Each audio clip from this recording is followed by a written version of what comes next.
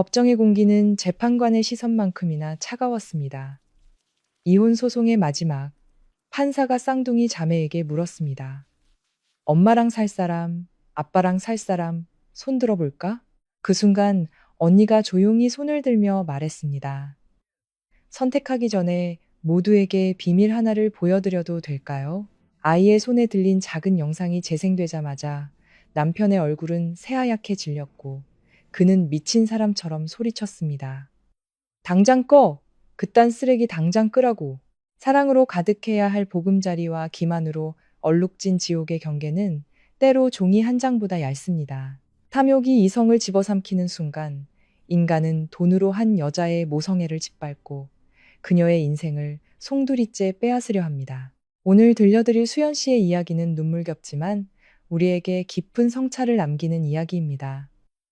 지금부터 그녀의 감정 속으로 함께 들어가 보시겠습니다. 밤 10시가 훌쩍 넘은 시각, 서울 강남의 고급 주상복합 아파트의 주방은 기름 냄새로 숨이 막힐 지경이었습니다. 저는 싱크대 앞에 서 있었죠.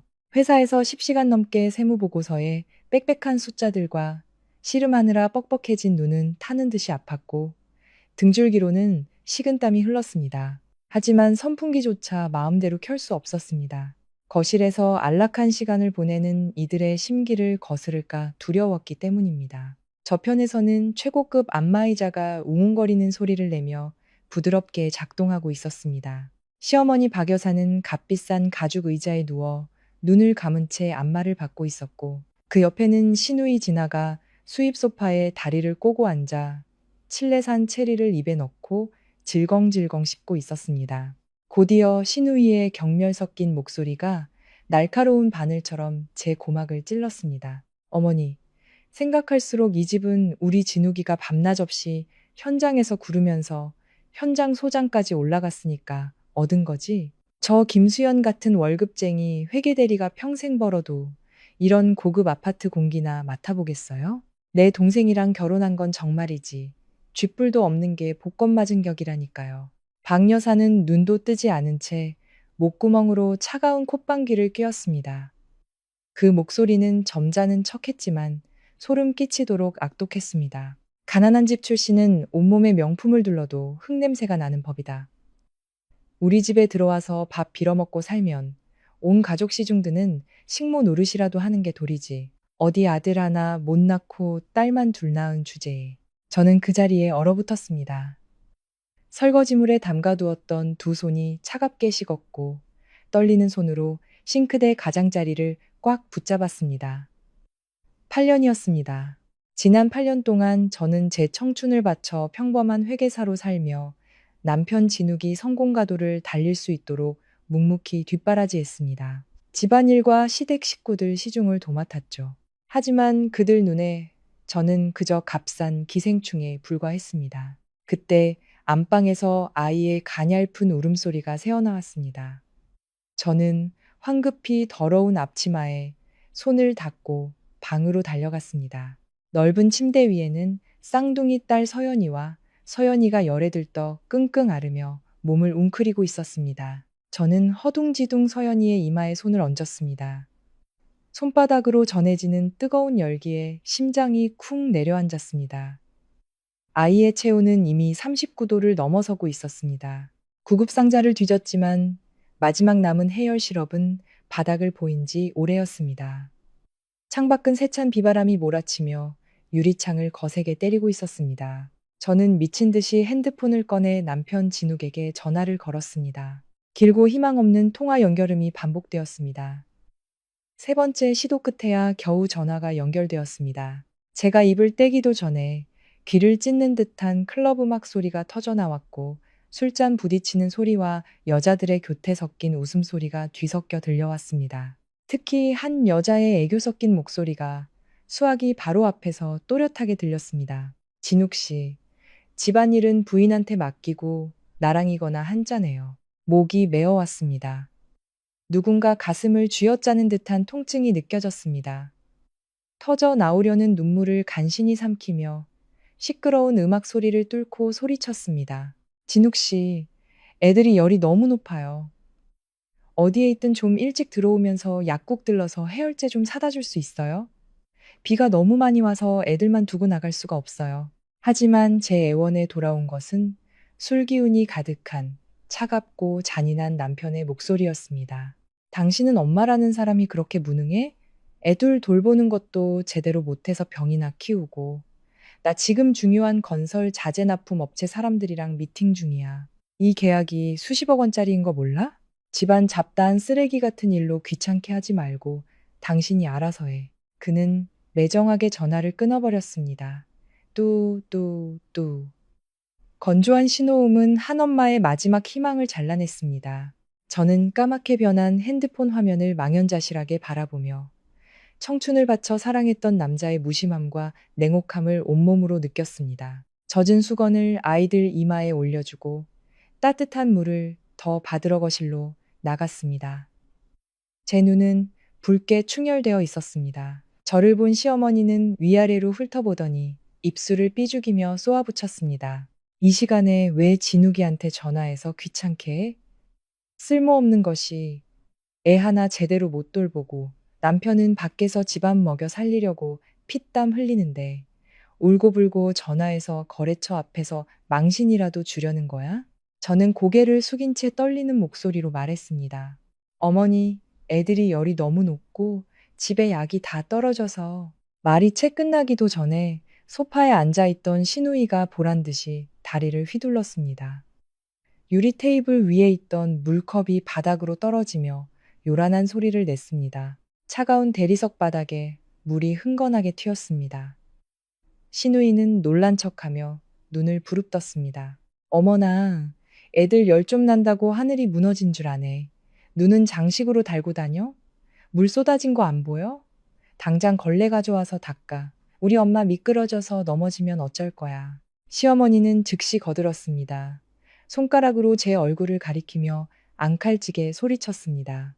걸레 가져와. 그리고 무릎 꿇고 닦아. 이 집안의 규율을 네게 처음부터 다시 가르쳐야겠구나. 얹혀 사는 주제면 분수를 알아야지. 무릎 꿇고 내 손으로 이 바닥이 번쩍번쩍하게 닦아. 내 천한 신분이 이 집 발매트만도 못하다는 걸 똑똑히 기억하도록 말이야. 저는 신우이의 남편, 그러니까 제게는 형부가 되는 민준 씨를 돌아보았습니다. 그는 거실에 있는 유일한 다른 남자였습니다. 고함 소리를 듣고 슬쩍 고개를 들었지만 곧 소심하고 우유부단한 성격 탓에 황급히 리모컨을 집어 TV 볼륨을 최대로 높여버렸습니다. 비겁하게 외면해버린 것입니다. 아무것도 듣지 못했고 보지 못했다는 듯이 제 주위에는 가족이라는 탈을 쓴 악마들 뿐이었습니다. 입술을 피가 나도록 깨물고 묵묵히 걸레를 가져왔습니다. 그리고 천천히 얼음장같이 차가운 대리석 바닥에 두 무릎을 꿇었습니다. 바닥의 냉기가 등골을 타고 올라왔지만 지금 제 심장을 얼어붙게 하는 추위에 비할 바는 아니었습니다. 저는 손으로 무릉덩이를 닦아냈습니다. 걸레질 한 번에 제 인격이 한 번씩 짓밟렸습니다. 울분이 목구멍까지 차올라 가슴 속에서 희미한 불꽃으로 타올랐습니다. 지난 8년간의 인내와 희생은 존중은커녕 이 오만한 인간들의 잔인함을 키우는 자양분이 되었을 뿐이었습니다. 물기를 다 닦고 걸레를 제자리에 둔 뒤 아픈 아이들이 있는 방으로 돌아가려던 참이었습니다. 그때 벽시계가 정확히 새벽 이시를 가리켰고 현관 디지털 도어록에서 날카로운 신호음이 울렸습니다. 육중한 문이 거칠게 열리고 남편 진욱이 비틀거리며 들어섰습니다. 그의 구두는 대리석 바닥을 쿵쿵 울리며 복도에 차가운 바람을 몰고 왔습니다. 저는 거실 한가운데 멈춰서서 남편의 흐트러진 흰 셔츠 깃의 시선을 고정했습니다. 구겨진 셔츠 위에는 새빨간 립스틱 자국이 선명하게 번져 있었습니다. 독한 양주 냄새와 저급하고 달콤한 여자 향수 냄새가 뒤섞여 코를 찔렀고 속이 울렁거렸습니다. 진욱은 저를 보고도 조금도 놀라거나 당황하지 않았습니다. 그는 느슨해진 넥타이를 풀며 술에 취해 붉게 충혈된 눈으로 저를 집안의 가구처럼 스쳐 지나갔습니다. 퍽 하는 소리와 함께 그가 서류 뭉치를 유리 테이블 위에 내던졌습니다. 정적을 깨는 건조한 소리에 저는 움찔했습니다. 그는 소파에 몸을 던지듯 앉아 오만하게 다리를 벌리고는 제게 턱짓했습니다. 혀 꼬부라진 소리였지만 한 글자 한 글자는 칼날처럼 날카로웠습니다. 사인해. 이혼 서류야. 질질 끌면서 시간 낭비하지 말자고. 늦었으니 빨리 끝내. 심장이 거대한 망치에 맞아 산산조각 나는 것 같았습니다. 그의 냉대를 오래전부터 느끼고 있었지만 흰 종이 위검은 글씨가 적나라한 현실을 드러내자 온몸이 떨리는 것을 멈출 수 없었습니다. 저는 한 걸음 다가가 서류를 집어들었습니다. 손가락이 차갑게 굳어 있었습니다. 붉게 충혈된 눈으로 울분이 가득한 시선으로 그의 얼굴을 쏘아보았습니다. 방금 뭐라고 했어요? 애들이 열에 들떠 당신 이름 부르면서 끙끙 앓고 있는데 당신은 술 마시고 여자랑 놀다 와서 이종이 쪼가리를 내 얼굴에 던져요? 8년 동안 내가 이 집에서 어떻게 살았는데 이렇게 쉽게 날 버려요? 진욱은 비웃음을 터뜨렸습니다. 담배 연기에 누렇게 변색된 이를 드러내며 경멸적으로 웃었습니다. 그는 테이블 위에 체리를 집어 한 입 베어 물고는 씨를 쓰레기통에 뱉으며 으르렁거렸습니다. 피해자 코스프레 좀 그만하지? 8년 동안 당신이 한 게 뭔데? 그깟 푼돈 월급 받으면서 영수증 쪼가리나 들여다본 거 말고. 난 이제 건설사 현장 소장이야. 밖에서는 수십억 원짜리 계약을 논하는 사람들을 만난다고. 당신 꼴 좀 봐. 옷은 촌스럽고 입에서는 기름 냄새나 풍기고 당신 옆에 있으면 창피해. 솔직히 말할게. 나한테 어울리는 여자를 찾았어. 그녀는 이 도시 최대 건설 자재 유통회사 사장 딸이야. 그녀와 결혼해야 내 사업이 더 크게 성장할 수 있어. 당신은 그냥 내 앞길을 막는 걸림돌일 뿐이라고. 그의 말 한마디 한마디가 제 마지막 남은 자존심을 갈기갈기 찢었습니다. 아내로서, 엄마로서 바친 헌신과 인내는 걸림돌이라는 낙인이 찍힌 채 짓밟였습니다. 저는 이혼 서류를 손안에서 구겨쥐었습니다.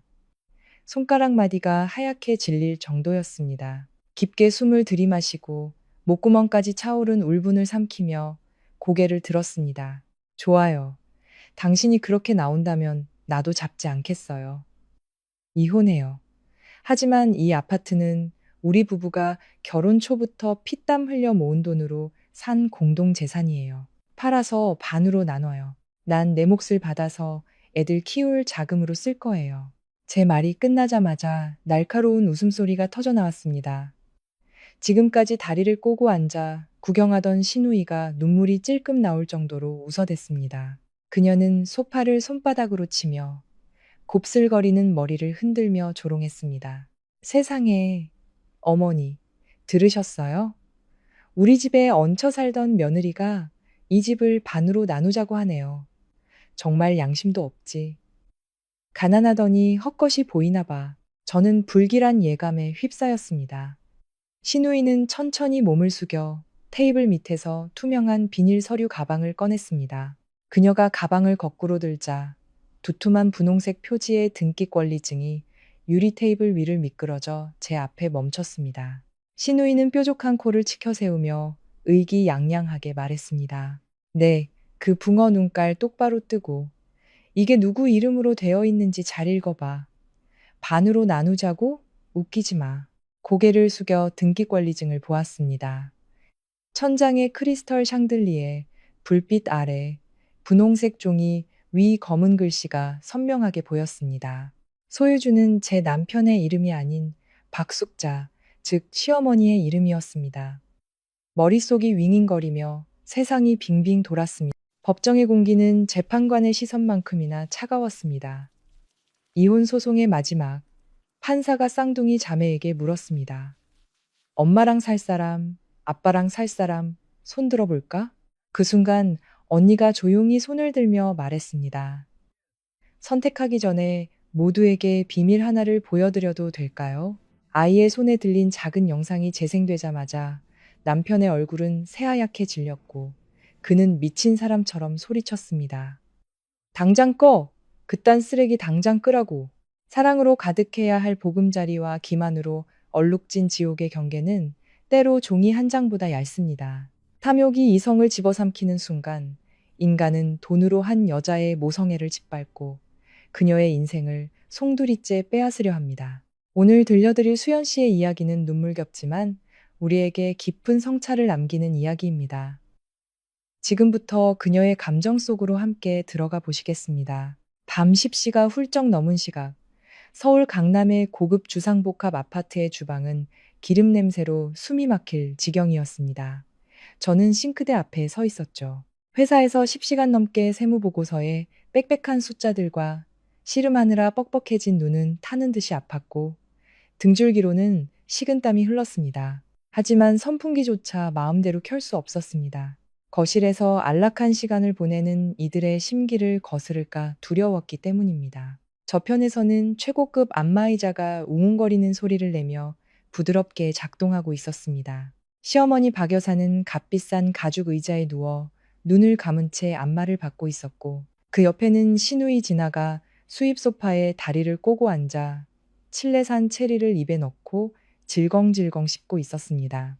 곧이어 시누이의 경멸 섞인 목소리가 날카로운 바늘처럼 제 고막을 찔렀습니다. 어머니, 생각할수록 이 집은 우리 진욱이가 밤낮 없이 현장에서 구르면서 현장 소장까지 올라갔으니까 얻은 거지? 저 김수연 같은 월급쟁이 회계대리가 평생 벌어도 이런 고급 아파트 공기나 맡아보겠어요? 내 동생이랑 결혼한 건 정말이지.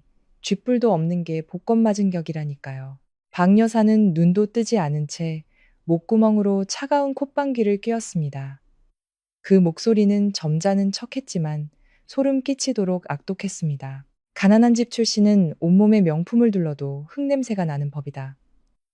우리 집에 들어와서 밥 빌어먹고 살면 온 가족 시중드는 식모 노릇이라도 하는 게 도리지. 어디 아들 하나 못 낳고 딸만 둘 낳은 주제에. 저는 그 자리에 얼어붙었습니다.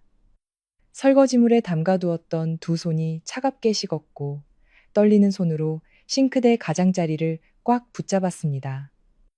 8년이었습니다. 지난 8년 동안 저는 제 청춘을 바쳐 평범한 회계사로 살며 남편 진욱이 성공가도를 달릴 수 있도록 묵묵히 뒷바라지했습니다. 집안일과 시댁 식구들 시중을 도맡았죠. 하지만 그들 눈에 저는 그저 값싼 기생충에 불과했습니다. 그때 안방에서 아이의 가냘픈 울음소리가 새어나왔습니다. 저는 황급히 더러운 앞치마에 손을 닦고 방으로 달려갔습니다. 넓은 침대 위에는 쌍둥이 딸 서연이와 서연이가 열에 들떠 끙끙 앓으며 몸을 웅크리고 있었습니다. 저는 허둥지둥 서연이의 이마에 손을 얹었습니다. 손바닥으로 전해지는 뜨거운 열기에 심장이 쿵 내려앉았습니다. 아이의 체온은 이미 39도를 넘어서고 있었습니다. 구급상자를 뒤졌지만 마지막 남은 해열 시럽은 바닥을 보인 지 오래였습니다. 창밖은 세찬 비바람이 몰아치며 유리창을 거세게 때리고 있었습니다. 저는 미친 듯이 핸드폰을 꺼내 남편 진욱에게 전화를 걸었습니다. 길고 희망 없는 통화 연결음이 반복되었습니다. 세 번째 시도 끝에야 겨우 전화가 연결되었습니다. 제가 입을 떼기도 전에 귀를 찢는 듯한 클럽 음악 소리가 터져 나왔고 술잔 부딪히는 소리와 여자들의 교태 섞인 웃음소리가 뒤섞여 들려왔습니다. 특히 한 여자의 애교 섞인 목소리가 수화기 바로 앞에서 또렷하게 들렸습니다. 진욱 씨, 집안일은 부인한테 맡기고 나랑이거나 한자네요. 목이 메어왔습니다. 누군가 가슴을 쥐어짜는 듯한 통증이 느껴졌습니다. 터져 나오려는 눈물을 간신히 삼키며 시끄러운 음악 소리를 뚫고 소리쳤습니다. 진욱 씨, 애들이 열이 너무 높아요. 어디에 있든 좀 일찍 들어오면서 약국 들러서 해열제 좀 사다 줄 수 있어요? 비가 너무 많이 와서 애들만 두고 나갈 수가 없어요. 하지만 제 애원에 돌아온 것은 술기운이 가득한 차갑고 잔인한 남편의 목소리였습니다. 당신은 엄마라는 사람이 그렇게 무능해? 애들 돌보는 것도 제대로 못해서 병이나 키우고.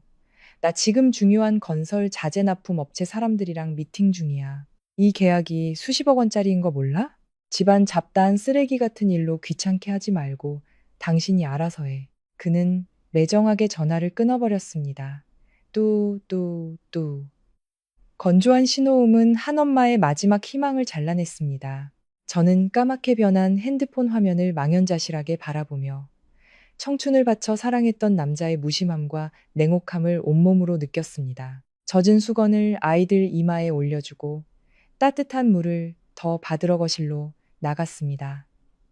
제 눈은 붉게 충혈되어 있었습니다. 저를 본 시어머니는 위아래로 훑어보더니 입술을 삐죽이며 쏘아붙였습니다. 이 시간에 왜 진욱이한테 전화해서 귀찮게 해? 쓸모없는 것이 애 하나 제대로 못 돌보고 남편은 밖에서 집안 먹여 살리려고 피땀 흘리는데 울고불고 전화해서 거래처 앞에서 망신이라도 주려는 거야? 저는 고개를 숙인 채 떨리는 목소리로 말했습니다. 어머니, 애들이 열이 너무 높고 집에 약이 다 떨어져서 말이 채 끝나기도 전에 소파에 앉아있던 시누이가 보란 듯이 다리를 휘둘렀습니다. 유리 테이블 위에 있던 물컵이 바닥으로 떨어지며 요란한 소리를 냈습니다. 차가운 대리석 바닥에 물이 흥건하게 튀었습니다. 시누이는 놀란 척하며 눈을 부릅떴습니다. 어머나, 애들 열 좀 난다고 하늘이 무너진 줄 아네. 눈은 장식으로 달고 다녀? 물 쏟아진 거 안 보여? 당장 걸레 가져와서 닦아. 우리 엄마 미끄러져서 넘어지면 어쩔 거야. 시어머니는 즉시 거들었습니다. 손가락으로 제 얼굴을 가리키며 앙칼지게 소리쳤습니다. 걸레 가져와. 그리고 무릎 꿇고 닦아. 이 집안의 규율을 네게 처음부터 다시 가르쳐야겠구나. 얹혀 사는 주제면 분수를 알아야지. 무릎 꿇고 내 손으로 이 바닥이 번쩍번쩍하게 닦아. 내 천한 신분이 이 집 발매트만도 못하다는 걸 똑똑히 기억하도록 말이야. 저는 신우이의 남편, 그러니까 제게는 형부가 되는 민준 씨를 돌아보았습니다. 그는 거실에 있는 유일한 다른 남자였습니다. 고함 소리를 듣고 슬쩍 고개를 들었지만 곧 소심하고 우유부단한 성격 탓에 황급히 리모컨을 집어 TV 볼륨을 최대로 높여버렸습니다. 비겁하게 외면해버린 것입니다. 아무것도 듣지 못했고 보지 못했다는 듯이 제 주위에는 가족이라는 탈을 쓴 악마들 뿐이었습니다. 입술을 피가 나도록 깨물고 묵묵히 걸레를 가져왔습니다. 그리고 천천히 얼음장같이 차가운 대리석 바닥에 두 무릎을 꿇었습니다. 바닥에 냉기가 등골을 타고 올라왔지만 지금 제 심장을 얼어붙게 하는 추위에 비할 바는 아니었습니다. 저는 손으로 무릉덩이를 닦아냈습니다. 걸레질 한 번에 제 인격이 한 번씩 짓밟렸습니다. 울분이 목구멍까지 차올라 가슴 속에서 희미한 불꽃으로 타올랐습니다. 지난 8년간의 인내와 희생은 존중은커녕 이 오만한 인간들의 잔인함을 키우는 자양분이 되었을 뿐이었습니다. 물기를 다 닦고 걸레를 제자리에 둔 뒤 아픈 아이들이 있는 방으로 돌아가려던 참이었습니다. 그때 벽시계가 정확히 새벽 이시를 가리켰고 현관 디지털 도어록에서 날카로운 신호음이 울렸습니다. 육중한 문이 거칠게 열리고 남편 진욱이 비틀거리며 들어섰습니다. 그의 구두는 대리석 바닥을 쿵쿵 울리며 복도에 차가운 바람을 몰고 왔습니다. 저는 거실 한가운데 멈춰서서 남편의 흐트러진 흰 셔츠 깃의 시선을 고정했습니다. 구겨진 셔츠 위에는 새빨간 립스틱 자국이 선명하게 번져 있었습니다. 독한 양주 냄새와 저급하고 달콤한 여자 향수 냄새가 뒤섞여 코를 찔렀고 속이 울렁거렸습니다. 진욱은 저를 보고도 조금도 놀라거나 당황하지 않았습니다.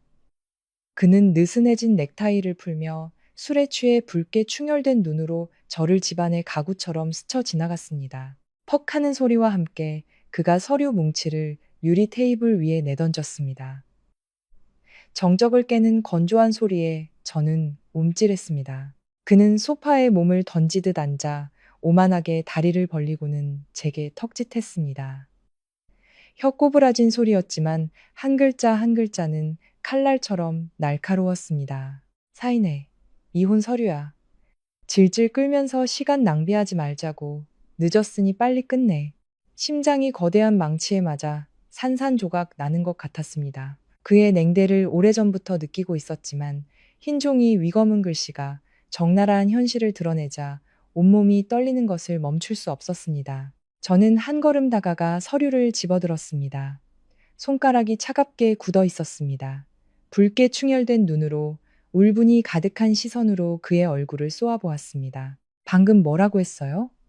애들이 열에 들떠 당신 이름 부르면서 끙끙 앓고 있는데 당신은 술 마시고 여자랑 놀다 와서 이 종이 쪼가리를 내 얼굴에 던져요? 8년 동안 내가 이 집에서 어떻게 살았는데 이렇게 쉽게 날 버려요? 진욱은 비웃음을 터뜨렸습니다. 담배 연기에 누렇게 변색된 이를 드러내며 경멸적으로 웃었습니다. 그는 테이블 위에 체리를 집어 한 입 베어 물고는 씨를 쓰레기통에 뱉으며 으르렁거렸습니다. 피해자 코스프레 좀 그만하지? 8년 동안 당신이 한 게 뭔데? 그깟 푼돈 월급 받으면서 영수증 쪼가리나 들여다본 거 말고. 난 이제 건설사 현장 소장이야. 밖에서는 수십억 원짜리 계약을 논하는 사람들을 만난다고. 당신 꼴 좀 봐. 옷은 촌스럽고 입에서는 기름 냄새나 풍기고 당신 옆에 있으면 창피해. 솔직히 말할게. 나한테 어울리는 여자를 찾았어. 그녀는 이 도시 최대 건설 자재 유통회사 사장 딸이야. 그녀와 결혼해야 내 사업이 더 크게 성장할 수 있어. 당신은 그냥 내 앞길을 막는 걸림돌일 뿐이라고. 그의 말 한마디 한마디가 제 마지막 남은 자존심을 갈기갈기 찢었습니다. 아내로서, 엄마로서 바친 헌신과 인내는 걸림돌이라는 낙인이 찍힌 채 짓밟였습니다. 저는 이혼 서류를 손안에서 구겨쥐었습니다. 손가락 마디가 하얗게 질릴 정도였습니다. 깊게 숨을 들이마시고 목구멍까지 차오른 울분을 삼키며 고개를 들었습니다. 좋아요. 당신이 그렇게 나온다면 나도 잡지 않겠어요. 이혼해요. 하지만 이 아파트는 우리 부부가 결혼 초부터 피땀 흘려 모은 돈으로 산 공동 재산이에요. 팔아서 반으로 나눠요. 난 내 몫을 받아서 애들 키울 자금으로 쓸 거예요. 제 말이 끝나자마자 날카로운 웃음소리가 터져 나왔습니다. 지금까지 다리를 꼬고 앉아 구경하던 신우이가 눈물이 찔끔 나올 정도로 웃어댔습니다. 그녀는 소파를 손바닥으로 치며 곱슬거리는 머리를 흔들며 조롱했습니다. 세상에, 어머니, 들으셨어요? 우리 집에 얹혀 살던 며느리가 이 집을 반으로 나누자고 하네요. 정말 양심도 없지. 가난하더니 헛것이 보이나 봐. 저는 불길한 예감에 휩싸였습니다. 신우이는 천천히 몸을 숙여 테이블 밑에서 투명한 비닐 서류 가방을 꺼냈습니다. 그녀가 가방을 거꾸로 들자 두툼한 분홍색 표지의 등기 권리증이 유리 테이블 위를 미끄러져 제 앞에 멈췄습니다. 신우이는 뾰족한 코를 치켜세우며 의기양양하게 말했습니다. 네, 그 붕어 눈깔 똑바로 뜨고 이게 누구 이름으로 되어 있는지 잘 읽어봐. 반으로 나누자고? 웃기지 마. 고개를 숙여 등기권리증을 보았습니다. 천장의 크리스털 샹들리에 불빛 아래 분홍색 종이 위 검은 글씨가 선명하게 보였습니다. 소유주는 제 남편의 이름이 아닌 박숙자, 즉 시어머니의 이름이었습니다. 머릿속이 윙윙거리며 세상이 빙빙 돌았습니다. 급하게 다음 장을 넘겼습니다. 소유권 이전 내역에는 아들로부터 어머니에게 증여라고 명확히 적혀 있었고 그 날짜는 6개월 전이었습니다. 6개월 전 진욱이 새 프로젝트 투자금 대출에 필요하다며 제게 개인 서류를 달라고 했던 바로 그 시점이었습니다. 모든 것이 완벽한 함정이었습니다. 함께 잠자리를 하던 남편이 재산을 빼돌리기 위해 파놓은 함정. 그는 반년 전부터 저를 빈손으로 내쫓을 계획을 세우고 있었던 것입니다. 그제야 시어머니가 천천히 몸을 일으켜 앉으며 번쩍이는 실크 블라우스를 매만졌습니다. 위선적인 목소리로 설교를 시작했습니다. 진욱이는 내 아들이고 이 집은 내 아들이 밤낮으로 일해서 번 돈으로 산 거야. 아들이 늙은 어미에게 효도하겠다는데 그게 법적으로 뭐가 문제라도 되나? 너는 8년 동안 살면서 네 회계사 월급으로 이 집 화장실 변기 하나라도 살 수 있었어? 어디서 감히 재산을 나누자고 해? 지금까지 널 이 집에 살게 해준 것만으로도 우리 집안은 충분히 자비로운 거야. 정신 차리고 내 그 낡아빠진 옷까지나 챙겨서 오늘 밤 당장 여기서 꺼져.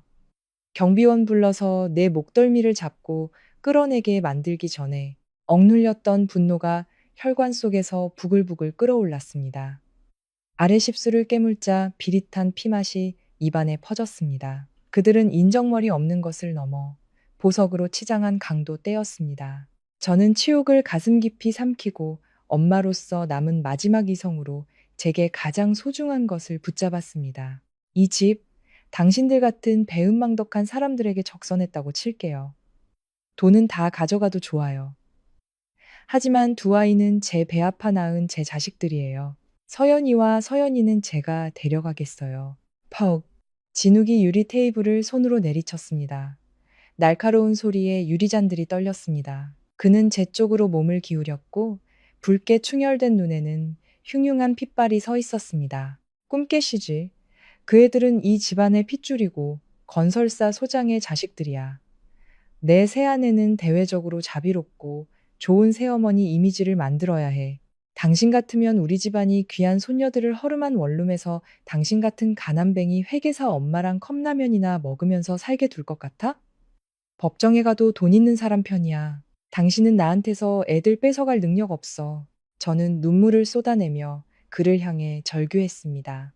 당신은 짐승이야. 바람 피우고 우리 모녀의 재산을 빼앗고 이제는 그 여자 비위 맞추려고 내게서 엄마가 될 권리까지 빼앗겠다는 거야? 어떤 법이 당신 같은 인간을 용납해? 소송할 거야. 끝까지 법정에서 싸울 거라고. 진욱은 제 저항에 조금도 흔들리지 않았습니다. 오히려 그는 모든 것을 계산해둔 교활한 늑대처럼 비웃었습니다. 그는 옆에 있던 검은 서류 가방에 손을 넣어 붉은 직인이 찍힌 두툼한 서류철을 천천히 꺼냈습니다. 그는 서류철을 제 쪽으로 툭 던지며 손가락으로 종이를 톡톡 두드렸습니다. 그의 목소리는 사형 선고를 내리듯 차갑고 단조로웠습니다. 법정에서 애들을 뺏겠다고? 좋아. 그런데 망상과 폭력 성향이 있는 정신질환자가 아이를 양육할 자격이 있다고 생각해? 이거 보고도 그런 큰 소리가 나올지 궁금하네. 저는 떨리는 손을 뻗었습니다. 얼음처럼 차가운 손가락이 딱딱한 비닐 커버에 닿았습니다. 크리스털 샹들리에의 눈부신 빛 아래 검은 타자 글씨가 망치처럼 제 눈을 때렸습니다. 서류 오른쪽 상단에는 이 도시에서 가장 유명한 정신건강의학과 병원의 선명한 붉은 직인이 찍혀 있었고 원장의 서명이 용처럼 휘갈겨져 있었습니다. 제 눈은 의학적 소견란에 고정되었습니다. 환자는 심각한 우울증, 행동조절장애, 고도의 망상 증세를 보이며 폭력적 성향 및 아동에게 직접적인 상해를 가할 높은 가능성이 있음. 장기적인 격리 치료를 권고함. 머릿속에서 공기가 빠져나가는 것 같았습니다. 귀에서 윙하는 소리가 울렸습니다. 심각한 우울증, 행동장애, 아동에 대한 폭력 성향. 그들은 대체 무슨 끔찍하고 허황된 이야기를 꾸며내고 있는 것인가. 고개를 들자 진욱이 여유롭게 담배에 불을 붙이고 있었습니다. 그는 깊게 연기를 빨아들인 후 하얀 연기를 내뿜어 교활한 얼굴의 절반을 가렸습니다. 그리고 턱을 까딱이며 오만한 목소리로 말했습니다. 똑똑히 읽었어? 저 붉은 직인 하나 봤는데 3천만 원 들었어. 그 병원 과장이 내 장인어른 될 분의 절친이거든. 당신 같은 촌스럽고 초라한 회계사가 법정에서 자기는 멀쩡하다고 소리친들. 판사가 당신 말을 믿을까? 아니면 이 완벽한 의학 감정서를 믿을까? 재판은 증거로 말하는 거고 증거는 돈 있는 놈 손에 있는 거야. 진욱의 잔인함은 인간의 상상을 초월했습니다. 그는 집과 아이를 빼앗는 것을 넘어 제 사회적 생명과 인간으로서의 권리마저 박탈하려 했습니다. 정신질환자라는 낙인이 찍히면 저는 영원히 서연이와 서연이를 키울 자격을 잃게 될 것입니다.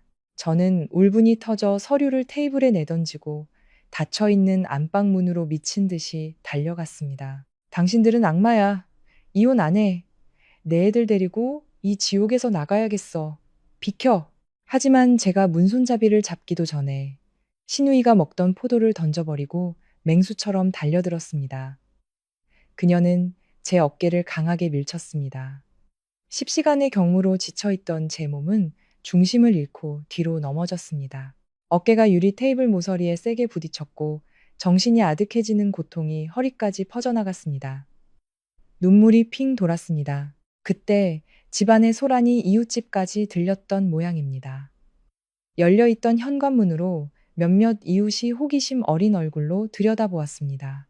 외부인의 시선이 닿는 순간 시어머니는 순식간에 다른 사람으로 변했습니다. 그녀는 방금 전에 악독한 시어머니 얼굴을 버리고 두 손으로 가슴을 부여잡고 바닥에 주저앉았습니다. 눈물 콧물을 쏟아내며 소름 끼치는 연기를 시작했습니다. 하늘도 무심하시지? 이웃 여러분, 와서 좀 보세요. 우리 며느리가 미쳐 날뛰고 있어요. 저희 집안이 무슨 죄를 지어서 이런 정신병자를 며느리로 들였을까요? 방금도 집기를 부수고 방에 들어가서 제 손녀들 목을 조르려고 했어요. 우리 진욱이는 밖에서 힘들게 건설 현장 감독하며 얘를 먹여 살리는데 얘는 미쳐서 은혜를 원수로 갚네요. 아이고, 내 불쌍한 손녀들.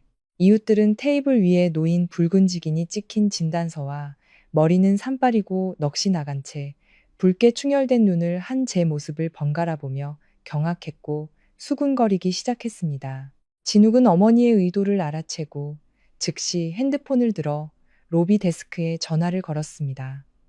일부러 모두가 들을 수 있도록 큰 소리로 말했습니다. 경비실이죠? 8층 1501호로 당장 3명 올려 보내주세요. 제 아내가 정신병이 도져서 가족들을 위협하고 있습니다. 즉시 끌어내주세요. 저는 비틀거리며 일어나 다 쉬어버린 목으로 박 여사의 옷자락을 붙잡고 절망적으로 울부짖었습니다. 어머니, 제발요. 전 미치지 않았어요. 우리 모녀를 갈라놓지 마세요. 서연이 얼굴만이라도 한번 보게 해주세요. 하지만 시어머니는 더러운 것을 만졌다는 듯 제 손을 매정하게 뿌리치고 뒤로 물러섰습니다. 복도에서 요란한 발걸음 소리가 들려왔고 건장한 경비원 3명이 나타났습니다. 진욱은 제가 해명할 기회도 주지 않고 가짜 진단서를 경비반장 손에 쥐어주며 소리쳤습니다. 이 여자 당장 아파트 밖으로 끌어내요. 다시는 단 한 발짝도 못 들어오게 막으세요. 애들한테 무슨 일 생기면 관리사무소에 소송 걸 겁니다. 덩치 큰 경비원 2명이 다가와 제 양팔을 거칠게 붙잡았습니다. 저는 발버둥치며 허공에 손을 휘저었지만 힘없는 여자의 저항은 무력했습니다. 저는 문 밖으로 질질 끌려 나갔습니다. 닫히는 안방 문틈으로 서연이가 엄마 하고 외치는 울음소리가 들렸지만 그 소리는 쾅 하고 닫히는 문소리에 끊겨버렸습니다. 엘리베이터 문이 닫히고 저는 차가운 철상자 안에 갇혀 절망의 나락으로 떨어졌습니다. 새벽 3시경 저는 아파트 로비 밖으로 내팽개쳐졌습니다. 서울의 겨울밤은 차가운 비를 쏟아내고 있었습니다. 비는 수천 개의 바늘이 되어 살을 내는 듯했고 칼바람은 얇은 셔츠를 파고들어 온몸을 떨게 했습니다. 저는 흠뻑 젖은 보도블록에 주저앉아 8층의 환한 창문을 눈물 젖은 눈으로 올려다보았습니다. 그곳은 한때 제 보금자리였습니다. 제 피와 살을 나눈 두 아이가 있는 곳. 제가 수년간 악착같이 모은 모든 것이 있는 곳. 이제 저는 모든 것을 잃었습니다. 집도 아이도 없이 정신병자라는 누명을 쓰고 길거리로 쫓겨난 개신새가 되었습니다. 비가 제 얼굴을 때리며 마지막 남은 연약한 눈물을 씻어냈습니다. 문득 제 울음이 멎었습니다. 저는 피가 나는 상처투성이 손으로 아스팔트 바닥을 짚고 천천히 일어섰습니다. 뼛속까지 파고드는 밤의 냉기도 제 눈띠에서 타오르는 불꽃을 끌 수는 없었습니다. 저는 화려한 건물을 쏘아보며 희미하지만 날카로운 미소를 입가에 띄었습니다. 흠뻑 젖은 외투 주머니에 손을 넣어 안감에 숨겨진 바느질 선을 더듬었습니다. 그곳에는 작은 메모리 카드 하나가 숨겨져 있었습니다.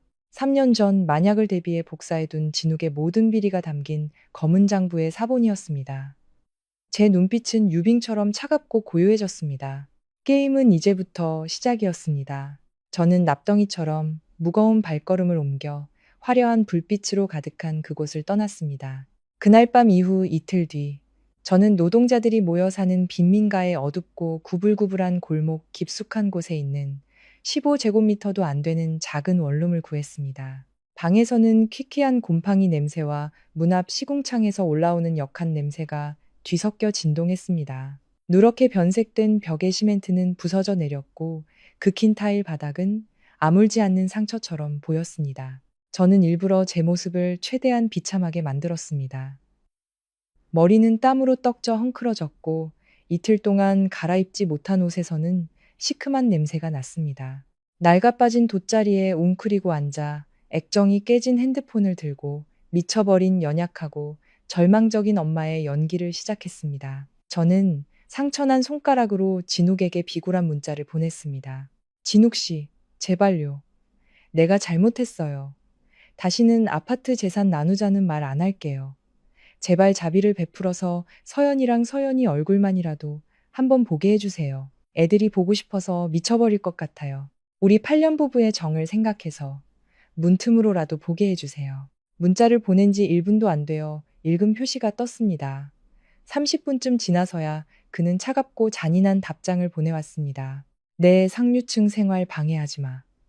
내 약혼녀는 예민해서 내가 과거 여자, 특히 정신병 진단서까지 있는 미친 여자랑 엮이는 거 싫어해. 애들은 우리 어머니가 잘 돌보고 있고 벌써 당신 얼굴 잊어가고 있어. 조용히 사라져. 나까지 험한 꼴 보게 만들지 말고. 그 도끼 어린 글을 읽는 동안 제 눈은 메말라 눈물 한 방울 나오지 않았습니다. 갈라진 입술 끝이 살짝 올라가며 냉소적인 미소가 지어졌습니다. 아버지와 남편의 도덕성이란 것이 이렇게까지 잔인할 수 있다는 것을 깨달았습니다. 그가 저를 경멸하고 제가 가짜 진단서에 완전히 무너졌다고 믿을수록 그와 그의 어머니의 경계심은 느슨해질 것입니다. 그들은 제 피눈물 위에서 축배를 들며 눈의 가시를 깨끗이 제거했다고 생각하겠죠. 하지만 그들은 몰랐습니다. 궁지에 몰려 피 흘리는 짐승이야말로 가장 날카로운 발톱을 드러낸다는 것을. 밤 12시 허름한 동네가 고단한 잠에 빠져들었습니다. 저는 낡은 가방 밑바닥에서 낡은 노트북을 꺼냈습니다. 키보드 글씨가 다 지워진 10년간 제 밥벌이 도구였던 물건. 진욱이 쓰레기라며 거들떠보지도 않았던 유일한 제 것이었습니다. 노트북 화면에 푸른빛이 제 얼음장 같은 얼굴을 비쳤습니다. 저는 외투 안감에 숨겨둔 작은 USB를 조심스럽게 연결했습니다. 지난 8년간 그의 든든한 아내이자 후원자로 살면서 저는 부엌일에만 매달리지 않았습니다. 진욱이 처음 사업을 시작했을 때 그의 이메일 시스템을 구축하고 클라우드 저장 계정을 만들고 수많은 장부와 서류를 정리해 준 것은 바로 저였습니다. 오만하고 게으른 진욱은 핵심적인 보안 습관을 바꿀 리가 없었습니다. 그는 자신의 권력과 아내의 무지를 너무나도 과신했습니다. 저는 그의 업무관리 프로그램 로그인 창에 익숙한 비밀번호를 입력했습니다. 서연이와 서연이의 생년월일이었습니다. 로딩 아이콘이 돌아가는 동안 심장이 미친 듯이 뛰었습니다. 그리고 삑 소리와 함께 로그인 성공 메시지가 떴습니다. 진욱의 추악하고 더러운 비밀의 세계로 통하는 문이 제 눈앞에 활짝 열렸습니다. 수많은 비밀 폴더와 이메일, 회사 내부 메시지가 화면에 나타났습니다. 10년 경력 회계사의 본능이 깨어났습니다. 저는 40분도 채 안 되어 서부 신도시 개발 프로젝트의 자재 명세서를 검토하며 그의 꼬리를 잡았습니다. 허수음이 터져 나왔습니다. 내부 견적서에 따르면 건설용 철근 1톤의 실제 가격은 500만 원이었습니다. 하지만 유능한 현장 소장 이진욱의 손을 거치면서 서류상으로는 이 200만 원으로 둔갑해 있었습니다. 철근뿐만 아니라 시멘트, 타일, 모래까지 모든 자재 가격이 1.5배 이상 부풀려졌습니다. 가장 역겨운 것은 그 수십억 원에 달하는 차액이 모 회사의 장부에는 전혀 기록되지 않았다는 점이었습니다. 그 돈은 여러 은행을 거쳐 신건축자재라는 그럴듯한 이름의 유령 회사 계좌로 흘러들어가고 있었습니다. 저는 자금의 흐름을 추적했습니다. 국세청 기업정보조회를 통해 알아낸 결과 그 유령 회사의 법인 대표는 다름 아닌 진욱이 애지중지하는 그 내연녀의 친오빠였습니다. 그들은 한 통속이 되어 유령 회사를 차리고 수천 명 노동자들의 피땀이 서린 공사 현장에서 돈을 빼돌리고 있었습니다. 진욱은 아내와 자식을 배신했을 뿐만 아니라 자신을 키워준 회사를 좀먹는 탐욕스러운 기생충이었습니다.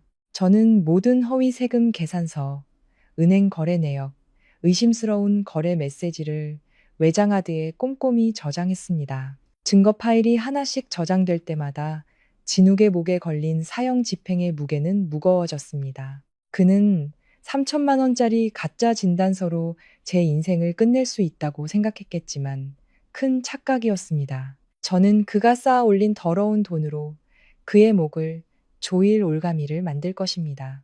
하지만 저는 냉정함을 유지했습니다. 이 모든 증거를 한 번에 터뜨릴 수는 없었습니다. 제 적은 배신자 남편 하나가 아니었으니까요. 저는 3년 전 조심스럽게 저장해둔 번호를 찾았습니다. 경제범죄수사팀의 강동철 형사였습니다. 과거 제가 다니던 회사의 협력업체 금융사기 사건을 그가 담당했었는데 재빠르고 정확한 서류 분석 덕분에 조기에 사건을 해결할 수 있었습니다. 그는 제게 큰 빚을 졌다며 나중에 무슨 일이 생기면 꼭 돕겠다고 약속했었습니다. 저는 익명의 이메일 계정을 새로 만들었습니다. 그리고 신건축자재의 비정상적인 재무제표 2장과 진욱의 개인 계좌에서 거액이 이체된 흐름을 담은 사진 한 장을 첨부했습니다. 그리고 한 글자 한 글자 분노를 담아 타이핑했습니다. 강동철 형사님께 서부 신도시 개발 프로젝트의 현장 소장 이진욱과 직접적으로 관련된 횡령 및 사기 사건에 대한 작은 선물을 드립니다. 이것은 빙산의 일각에 불과합니다. 신건축자재라는 이름의 자금 흐름을 조용히 추적해 주십시오. 곧 원본 서류 전체를 제공할 사람이 나타날 것입니다. 저는 보내기 버튼을 눌렀습니다. 시한폭탄은 이제 경찰청 서버에 안전하게 장착되었습니다. 말로 표현할 수 없는 통쾌함과 짜릿한 흥분이 온몸을 감쌌습니다. 어둠 속에서 적의 목줄을 쥐고 그들이 더러운 돈 위에서 춤추는 것을 지켜보는 기분. 죽음의 신이 목덜미에 칼을 들이대고 있는 줄도 모르는 그들을 보는 것은 실로 전율적이었습니다. 노트북을 덮고 딱딱한 돗자리에 누워 내일의 결전을 위해 눈을 감았습니다. 그런데 막 잠이 들려던 순간 액정이 깨진 핸드폰이 바닥에서 요란하게 진동했습니다. 진욱의 번호가 아니었습니다. 제가 로그아웃하지 않은 그의 컴퓨터 업무용 메신저에서 온 동기화 알림이었습니다. 내연녀에게서 온 짧지만 선명한 음성 메시지였습니다. 저는 이어폰을 꽂고 메시지를 재생했습니다. 교태 섞이고 잔인한 목소리가 조용한 밤 공기를 갈랐습니다. 진욱 씨, 자기 어머니가 내일 그 미친 여자 딸들 머리카락 뽑아서 유전자 검사한대. 만약 자기 친딸 아니면 신우이가 바로 고아원에 갖다 버릴 거래. 재판 가서 양육권 싸움하며 밥 축낼 필요 없다고. 그 녹음이 끝나자마자 수천 개의 얼음 바늘이 온몸을 찌르는 듯한 냉기가 흘렀습니다. 저는 핸드폰을 쥔 손에 힘을 주었습니다. 손톱이 손바닥을 파고들어 피가 맺혔습니다. 짐승만도 못한 것들. 제 집을 빼앗고 저를 길거리로 내쫓고 정신병자 누명을 씌운 것도 모자라 이제는 새 아내를 위해 제 피와 살을 나눈 두 아이마저 고아원에 버리려 하고 있었습니다. 엄마로서의 마지막 인내에 끈이 끊어졌습니다. 더 이상 이 축축한 구석에 앉아 있을 수 없었습니다. 진욱의 업무 스케줄을 떠올렸습니다. 오늘 오후 그는 프로젝트 관리팀과 회식이 있었습니다. 분명히 시어머니가 아이들을 데리러 갈 것이었습니다. 오후 4시 30분.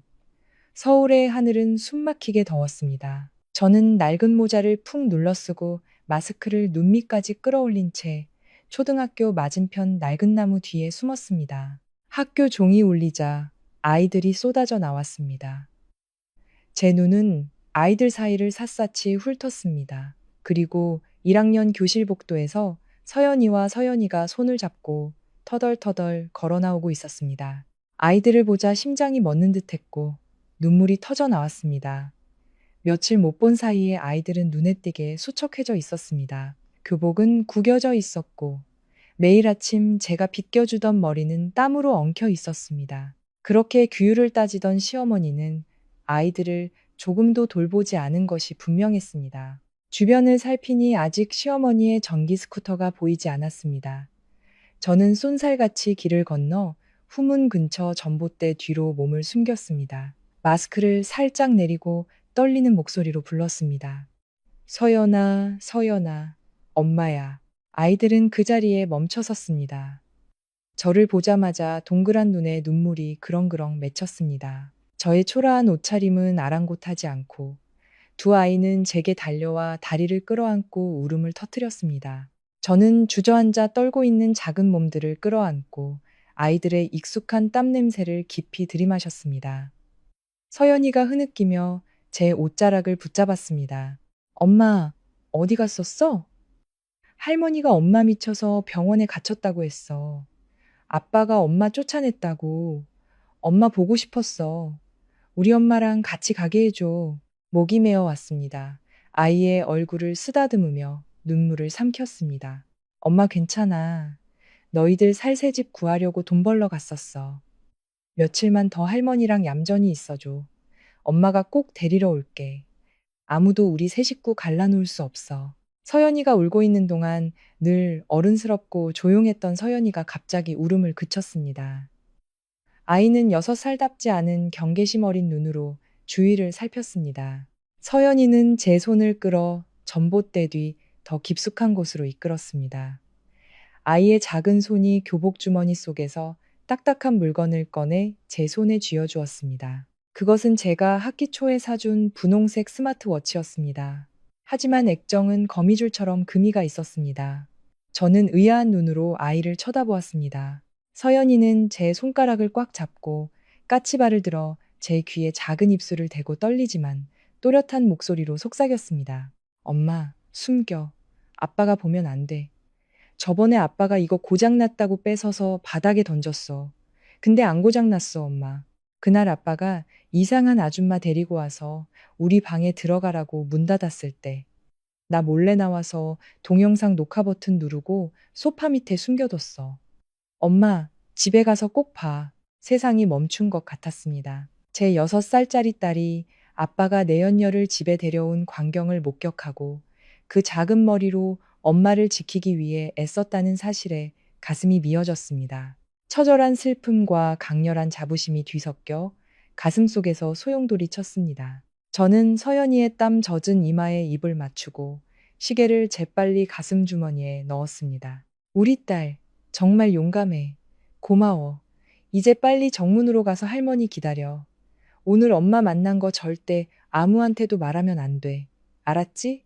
아이들은 고개를 끄덕이고 눈물을 닦고 밖으로 나갔습니다. 저는 전봇대 뒤에 숨어 시어머니가 와서 아이들을 태우고 사라질 때까지 작은 뒷모습을 지켜보았습니다. 저는 주머니 속 부서진 시계를 꽉 쥔 채 굳은 결심을 하고 원룸으로 향했습니다. 방에 도착하자마자 문을 잠그고 커튼을 쳤습니다.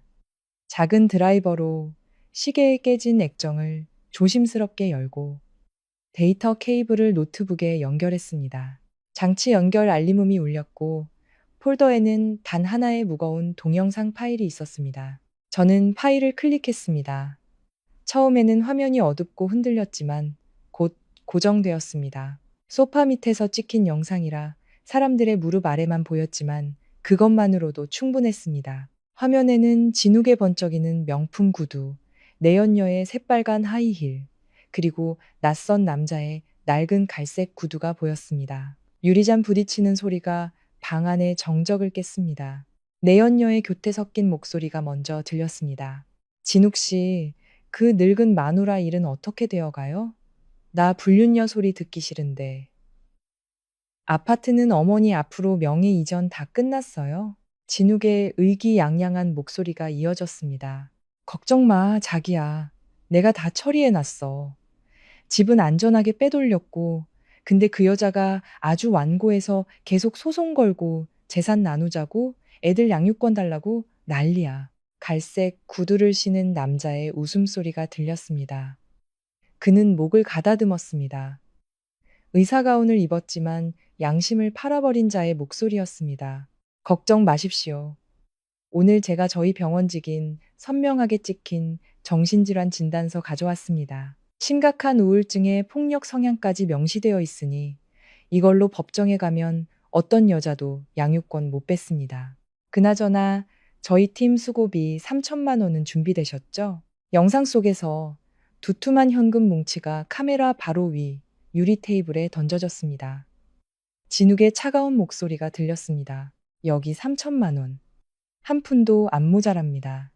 깔끔하게 처리해 주시면 그 여자가 진짜 미쳐버리게 만들어도 좋습니다. 그래야 빈손으로 쫓아내고 우리 자기님을 편하게 모셔오죠. 15분이 넘는 영상. 제 인생과 인격을 흥정하는 모든 대화가 하나도 빠짐없이 녹화되어 있었습니다. 저는 노트북 마우스를 놓고 부서지는 벽에 기댔습니다. 어깨가 가늘게 떨렸지만 두려움 때문이 아니었습니다. 저는 웃고 있었습니다. 소리 없는 차갑고 잔인한 미소가 입가에 번졌습니다. 그들은 저를 산채로 묻기 위해 완벽한 연극을 준비했지만 하늘이 도왔고 그들이 쓸모없다고 욕하던 6살짜리 딸이 바로 그들의 무덤을 파게 될 줄은 꿈에도 몰랐을 것입니다. 저는 뇌물로 오가는 돈다발이 찍힌 영상에 시선을 고정했습니다. 재빨리 3개의 다른 클라우드에 사본을 만들고 USB에도 하나 더 복사했습니다. 이제 저는 유령 회사를 통한 자금 세탁 증거와 공문서 위조 및 뇌물 공여라는 명백한 증거까지 손에 쥐었습니다. 판은 뒤집혔습니다. 궁지에 몰렸던 먹잇감에서 이제 심판의 망치를 쥔 집행자가 된 것입니다. 케이블을 뽑는 순간 핸드폰 화면이 다시 켜졌습니다. 낯선 번호로 온 문자였습니다. 진욱 측 변호사였습니다. 김수현 씨께 이진욱 씨를 대리하여 다음 주 화요일 오전 8시 서울 가정법원에서 이혼 조정 및 양육권 분쟁 기일이 잡혔음을 통지합니다. 정시에 출석하지 않을 시 의뢰인의 모든 요구에 동의하는 것으로 간주하겠습니다. 저는 차가운 문자를 읽고 핸드폰을 옆으로 던져두었습니다. 덥고 곰팡내 나는 원룸에서 저는 바닥에 누워 입꼬리를 살짝 올렸습니다. 그들은 재관 뚜껑의 못을 밟고 싶어 안달이 났지만 그 조정기일이 바로 제가 날리는 첫 번째 경고의 무대가 될 것이라는 사실은 알지 못했습니다. 화요일 오전 8시 진욱의 가족은 오만한 자세로 법원에 앉아 있었습니다. 진욱은 잘 빠진 맞춤 정장을 입었고 손목에는 값비싼 시계가 번쩍였습니다. 옆에는 번지르르한 얼굴의 변호사가 악어가죽 서류 가방을 들고 앉아 있었습니다. 시어머니와 시누이는 마치 파티에 온 듯 화려하게 차려입고 저를 위아래로 훑어보며 경멸의 시선을 보냈습니다. 제가 조금도 동요하지 않고 들어서자 진욱은 미간을 찌푸렸지만 곧 익숙한 경멸의 표정으로 돌아왔습니다. 변호사가 헛기침을 하며 안경을 고쳐 쓰고 거만한 목소리로 말했습니다. 김수현 씨, 시간 절약을 위해 본론으로 들어가겠습니다. 제 의뢰인은 수연 씨에게 새로운 삶을 시작할 자금으로 5천만 원을 지급할 용의가 있습니다. 그 대가로 이혼에 합의하고 두 자녀의 양육권을 완전히 포기하며 강남 아파트에 대한 재산 분할 청구를 하지 않겠다는 각서에 서명하셔야 합니다. 저는 조용히 듣고만 있었습니다. 제 침묵에 시누이가 가만히 있지 못했습니다. 변호사님이 아주 자비로우시네. 정신병 있는 여자가 정신병원에 안 끌려간 것만 해도 다행인 줄 알아야지. 5천만 원 받고 꺼져. 그 돈이면 몇 년은 컵라면 먹고 살겠네. 욕심 부리지 마. 시어머니도 마른 눈가를 훔치는 신용을 하며 말했습니다. 너는 지금 환각 상태야. 애들한테 해코지라도 하면 어쩔 거야? 진욱이가 착해서 돈이라도 쥐어주는 거지? 법정 가면 저 진단서 하나로 넌 빈손으로 쫓겨나. 저는 그들의 얼굴을 차례로 훑어보았습니다. 진욱의 비싼 향수 냄새가 역겹게 풍겨왔습니다. 저는 낡은 가방에서 투명한 플라스틱 파일 홀더를 꺼냈습니다. 그리고 흑백으로 인쇄된 A사 용지 2장을 꺼내 천천히 진욱 앞으로 밀었습니다. 제 목소리는 감정 없이 차가웠습니다. 이진욱 씨, 사인하라고 하기 전에 이게 뭔지 잘 보고 대답해요. 정말 이 모든 걸 법정으로 가져가서 명명백백하게 가리고 싶어요? 진욱은 비웃으며 서류를 내려다보았습니다. 하지만 3초도 안 돼요. 그의 동공이 수축하고 몸이 굳었습니다. 첫 번째 종이는 유령회사 신건축자재의 사업자 등록 정보였고 대표이사 이름은 형광펜으로 굵게 칠해져 있었습니다. 두 번째 종이는 진욱의 개인 계좌에서 정신과 의사 계좌로 3천만 원이 이체된 내역을 찍은 사진이었습니다. 조정실의 공기가 얼어붙었습니다. 진욱의 관자놀이에서 식은땀 한 방울이 흘러내렸습니다. 그는 신건축자재의 정체가 드러났다는 것이 그의 수십억 원대 횡령 사실이 발각되었음을 의미한다는 것을 잘 알고 있었습니다. 그는 마른 침을 삼키며 당황한 채 저를 노려보았습니다. 당신, 이 쓰레기들을 어디서 구했어? 여기서 무슨 장난을 치려는 거야? 사정을 모르는 신우이는 제가 무슨 수를 쓰는 줄 알고 책상을 치며 소리쳤습니다. 너 진짜 미쳤구나. 어디서 이상한 종이 쪼가리 가져와서 누굴 협박해? 이런 거 인쇄해 오면 우리가 무서워할 줄 알아? 의사소견이 정확했네. 오늘 사인 안 하면 변호사님이 알아서 처리할 거야. 연기하지 마. 저는 신우이에게는 눈길도 주지 않았습니다. 제 시선은 공포에 질려 흔들리는 진욱의 눈에 고정되어 있었습니다. 그는 이것이 단순한 협박일 뿐 제가 원본 서류를 가지고 있을 리 없다고 스스로를 안심시키려 애썼습니다. 그는 이를 악물고 종이를 구겨쥐며 으르렁거렸습니다. 고작 이런 합성 사진으로 법원이 널 믿을 것 같아? 싸구려 수법으로 날 협박하지 마. 법원은 의학적 증거를 따를 뿐이야. 제 입가에 비웃음이 스쳤습니다. 저는 천천히 일어나 테이블에 양손을 짚고 진욱 쪽으로 몸을 기울였습니다. 그리고 그의 심장을 찌르듯 차갑고 날카롭게 말했습니다. 맞아요. 법원은 증거를 따르죠. 저 사진은 합성일지 몰라도 외장 하드에 있는 원본 데이터는 합성이 안 될 텐데요. 집에 가서 당신의 예비장인어른이랑 신건축자재라는 이름이 몇 년짜리 징역감인지 잘 상의해 보세요.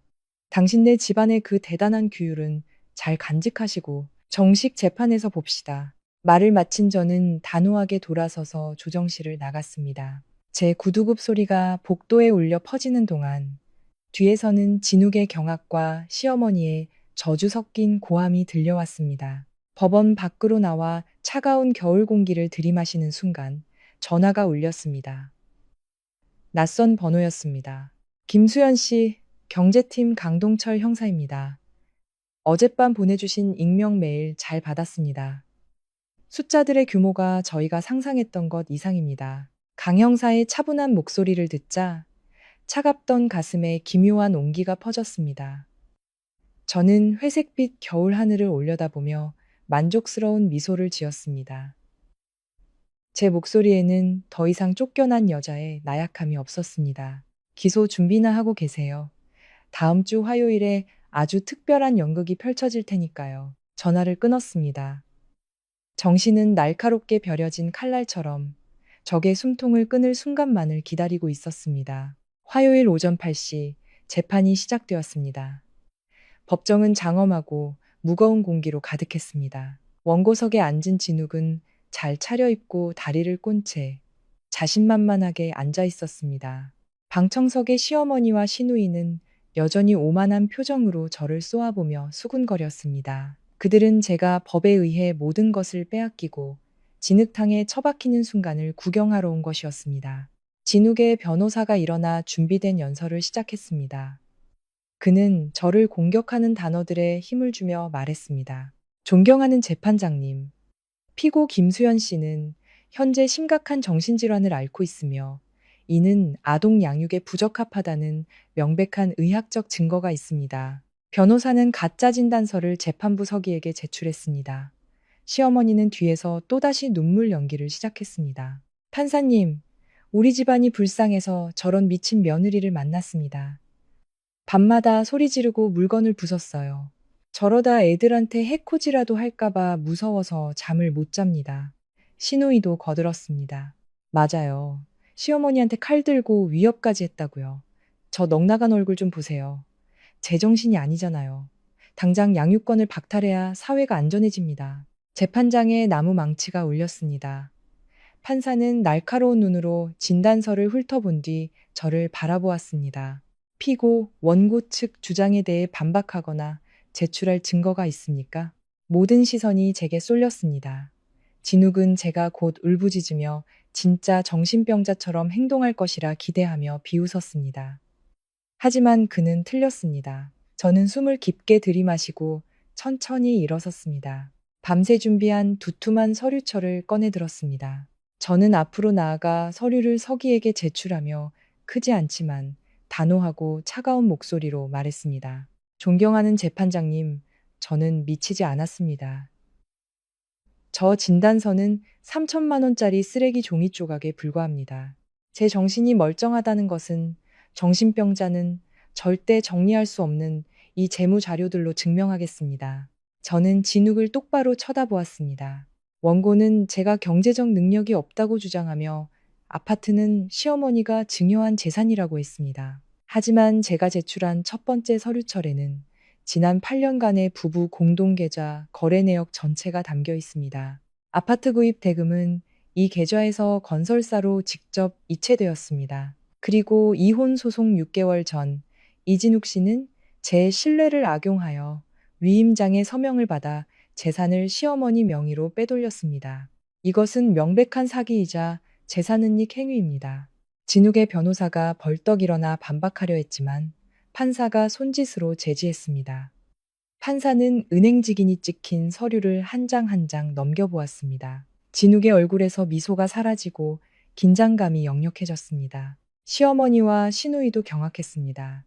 그들이 무시하던 회계사 셔틀이 어떻게 이런 증거를 모았는지 이해할 수 없었기 때문입니다. 저는 벽시계를 보았습니다. 정확히 9시 30분. 제가 설치해둔 두 번째 시한폭탄이 터지는 시간이었습니다. 그 시각, 법원에서 OKM은 떨어진 곳에서 허위 세금 계산서, 자재 가격 부풀리기, 유령 회사를 통한 자금 세탁의 모든 증거가 담긴 이메일이 진욱이 다니는 건설그룹의 회장, 내부 감사팀, 그리고 경찰청에 동시에 발송되었습니다. 진욱의 변호사가 재산은닉에 대해 횡설수설하며 변명하는 동안 진욱의 최신 스마트폰이 테이블 위에서 요란하게 진동했습니다. 그가 무심코 화면을 쳐다보는 순간 그의 몸이 감전된 듯 튀어올랐습니다.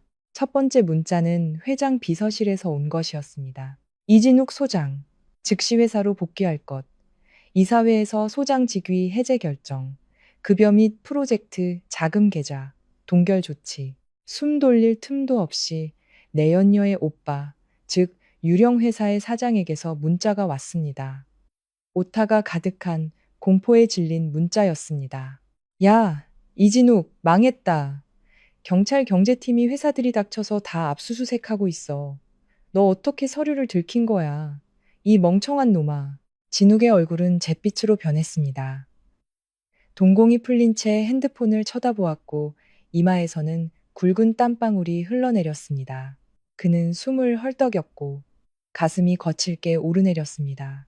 손을 뻗어 핸드폰을 잡으려 했지만 떨림이 너무 심해 바닥에 떨어뜨리고 말았습니다.